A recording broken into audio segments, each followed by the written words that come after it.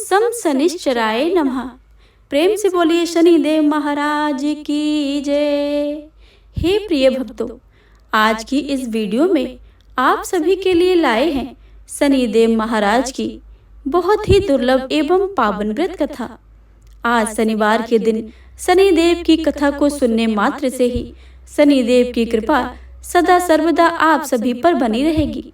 तो आप सभी से अनुरोध है कि इस कथा को पूरे भक्ति भाव और प्रसन्न मन चित्त से पूरा अवश्य सुने और कमेंट बॉक्स में शनिदेव महाराज की जय लिखना बिल्कुल भी मत भूलिएगा।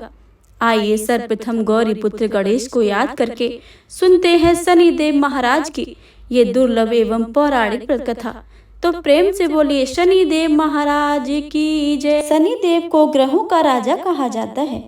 भगवान भोलेनाथ ने इन्हें न्याय के देवता की उपाधि दी है। शनिदेव को बहुत ही जल्दी क्रोध आता है। इसी क्रोध की वजह से पिता सूर्य से इनकी नाराजगी बनी रहती है। इनके क्रोध से सभी बचने की कोशिश करते हैं, वरना व्यक्ति पर मुसीबतों का पहाड़ टूट पड़ता है। इसलिए इन्हें प्रसन्न करने के लिए शनिवार का व्रत रखा जाता है। व्यक्ति शनि दोष से बचने और उन्हें शांत रखने के लिए अनेक उपाय करते हैं। शनि कृपा से व्यक्ति को सुख और वैभव की प्राप्ति होती है। जो लोग शनिवार को व्रत करते हैं उनको पूजा के समय शनिवार व्रत की कथा का श्रवण अवश्य ही करना चाहिए। एक बार सभी 9 ग्रहों सूर्य, चंद्र, मंगल, बुध, बृहस्पति, शुक्र, शनि, राहु और केतु में बहस हो गई। कौन सबसे बड़ा है? आपस में लड़ने के बाद सभी देवराज इंद्र के पास पहुंच गए। इंद्र असमंजस की स्थिति में निर्णय नहीं कर दे पाए, परंतु उन्होंने सभी ग्रह को सुझाव दिया कि पृथ्वी पर राजा विक्रमादित्य हैं। यही उनका फैसला कर सकते हैं, क्योंकि वो बहुत ही न्यायप्रिय राजा हैं। सभी पृथ्वी पर राजा विक्रमादित्य के पास गए और अपने अपने आने का कारण बताया। राजा उनकी समस्या को सुनकर बहुत ही परेशान हो गए। उनका चिंतित होना लाजमी था, क्योंकि जिसको भी छोटा बताते तो वो गुस्सा होकर जाएंगे। राजा के काफी सोच विचार के बाद उन्हें एक उपाय सूझा।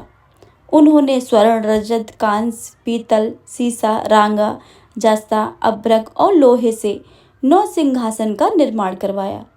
उन्हें उपयुक्त क्रम में रख दिया। सबसे निवेदन किया कि क्रमानुसार सिंहासन पर आसन ग्रहण करें। शर्त रखा गया कि जो सबसे अंतिम में सिंहासन पर आसन ग्रहण करेगा वही सबसे छोटा माना जाएगा, जिसकी वजह से शनिदेव सबसे बाद में आसन प्राप्त कर सके और सबसे छोटे कहलाए।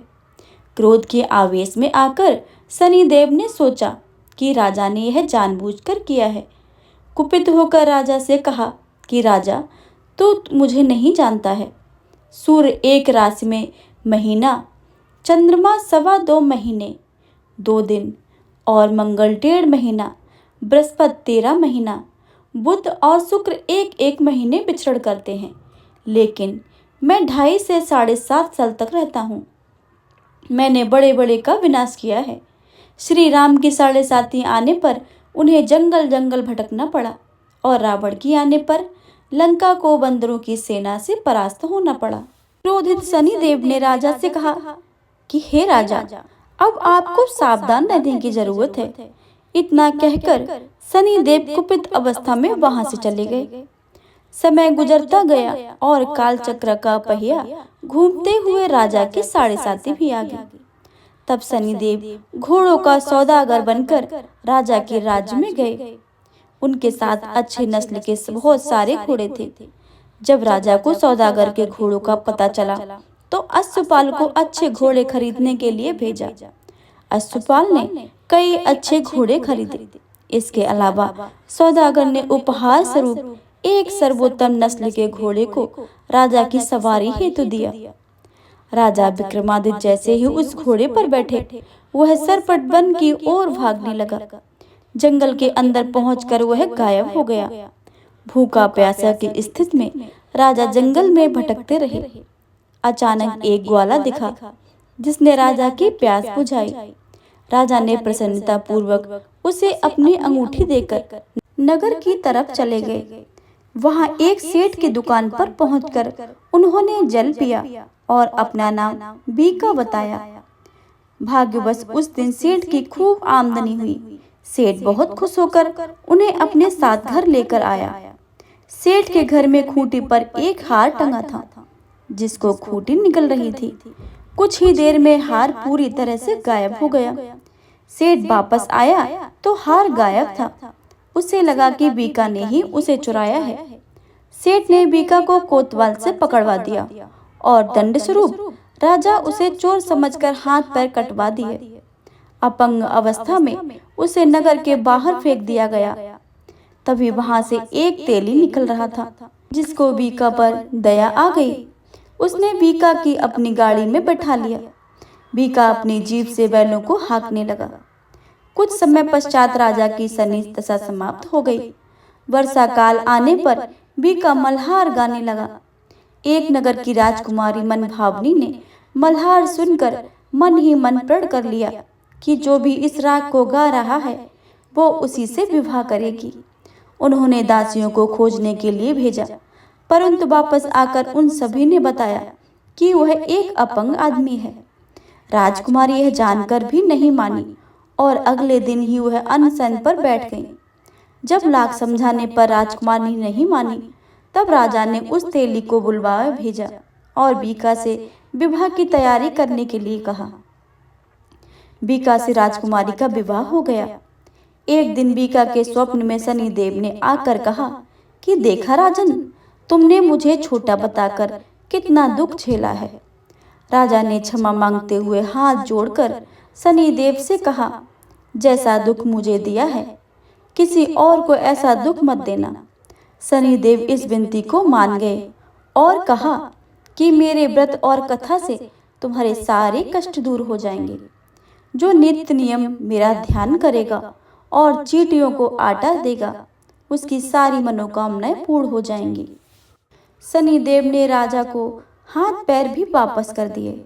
दूसरे दिन सुबह राजकुमारी की आंखें खुली तो वह आश्चर्यचकित हो गई। बीका ने मनभावनी को बताया कि वह उज्जैन का राजा विक्रमादित्य है। मनभावनी खुशी से फूली नहीं समा रही थी। राजा और नगरवासी सभी अत्यंत प्रसन्न हुए।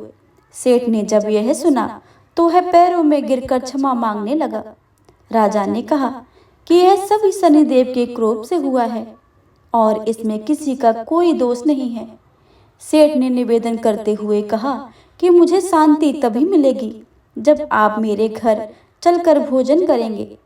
सेठ ने कई प्रकार के व्यंजनों से राजा का सत्कार किया।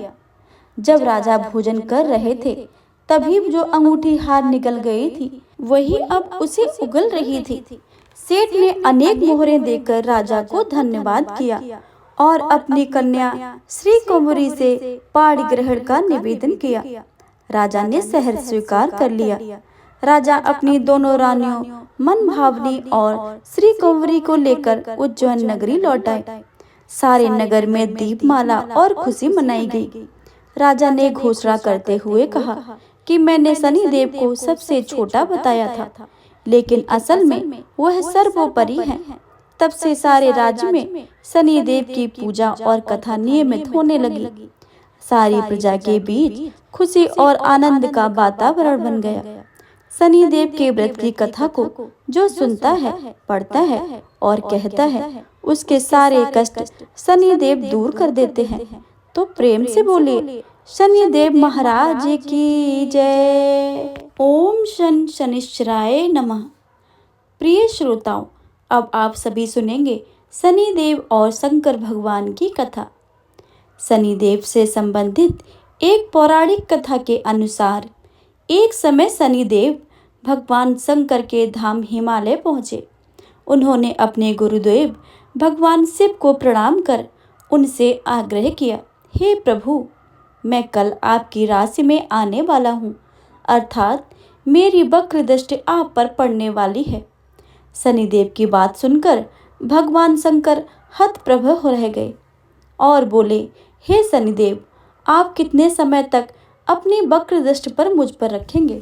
शनिदेव बोले, हे नाथ, कल सवा प्रहर के लिए आप मेरी वक्र दृष्टि में रहेंगे। शनिदेव की बात सुनकर भगवान शंकर चिंतित हो गए और शनि की वक्र दृष्टि से बचने के लिए उपाय सोचने लगे। शनि की दृष्टि से बचने हेतु अगले दिन भगवान शंकर मृत्युलोक आए। भगवान शंकर ने शनिदेव और उनकी वक्र दृष्टि से बचने के लिए एक हाथी का रूप धारण कर लिया।